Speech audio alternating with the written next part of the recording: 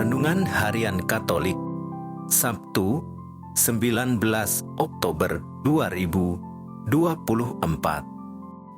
Mengakui atau menyangkal Yesus. Aku berkata kepadamu, setiap orang yang mengakui aku di depan manusia, Anak Manusia juga akan mengakui dia di depan malaikat-malaikat Allah.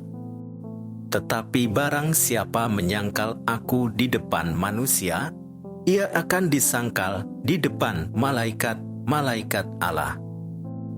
Lukas bab 12 ayat 8-9. Saudara-saudara, betapa bangga dan bahagianya kita bila orang lain mengenal dan menceritakan dengan baik siapa diri kita. Hal itu menandakan bahwa orang lain itu menaruh minat dan memberikan pengakuan secara positif terhadap keberadaan diri kita. Sebagaimana kita bangga karena dikenal dan diakui, demikian pula kita hendak memahami apa yang Yesus tekankan dari sabdanya. Setiap orang yang mengakui aku di depan manusia, Anak Manusia juga akan mengakui dia di depan malaikat Allah.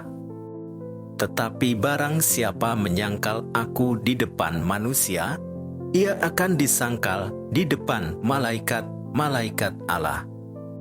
Sabda ini bukan tidak jelas, melainkan sangat jelas dan mempunyai kaitan dengan sabda berikutnya. Setiap orang yang mengatakan sesuatu melawan Anak Manusia, ia akan diampuni. Tetapi barang siapa menghujat Roh Kudus, ia tidak akan diampuni. Dalam Injil hari ini, Tuhan Yesus mengingatkan kita untuk semakin percaya dan mengakui Yesus dalam hidup kita. Kita diajak mengakui Yesus juga di depan orang lain. Kita tidak perlu takut mengakuinya di depan banyak orang. Tentu yang lebih ditekankan adalah kesaksian hidup kita yang hidup dengan semangat kasih Tuhan.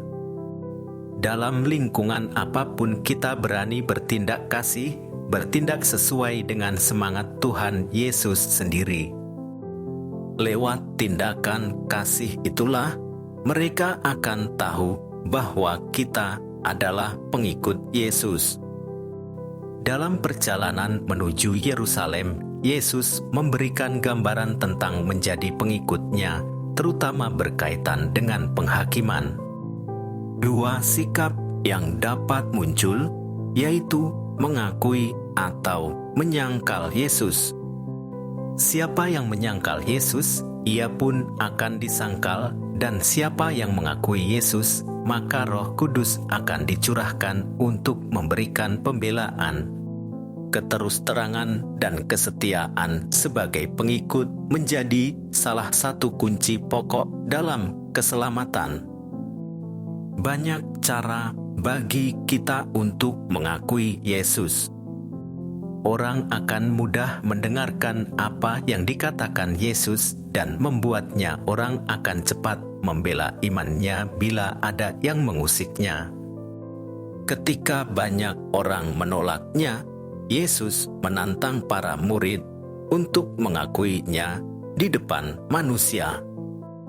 Jika orang mulai menghakimi iman mereka, maka murid tidak perlu khawatir mengenai apa yang harus dikatakan. Sebab pada saat itu juga Roh Kudus akan mengajar kamu apa yang harus kamu katakan. Lukas bab 12 ayat 12. Kepada para muridnya, Yesus tidak hanya berkata dan berjanji, tetapi ia memberikan anugerah besar berupa Roh Kudus. Roh Kudus itulah yang akan mengajar para murid untuk berani mengakui Yesus untuk membela diri bila dihadapkan ke depan pengadilan. Dengan menolak para murid, orang-orang itu melawan Yesus sendiri. Dalam Roh Kudus, Yesus membela para murid-Nya. Mengakui Yesus sebagai anak Allah tentulah lahir dari pengalaman pengenalan akan Dia di bawah bimbingan Roh Kudus yang berkarya dalam diri kita. Oleh karena Roh Kudus yang mengantar kita mengenal Yesus Kristus sebagai anak Allah. Namun, kemudian kita menyangkal mengakuinya. Maka kita berada dalam dosa yang tak dapat diampuni karena kita telah melawan Roh Kudus. Mintalah, berdoalah untuk pencurahan Roh Kudus itu. Dia adalah hadiah terbesar Allah bagi manusia. Ya Bapa, teguhkanlah kami dalam iman dan kuatkanlah saudara-saudari kami yang mengalami keraguan iman agar mampu mendengarkan suara Roh Kudus. Demikian renungan hari ini. Selamat beraktivitas. Semoga semuanya lancar, sukses, serta selamat. Tuhan memberkati.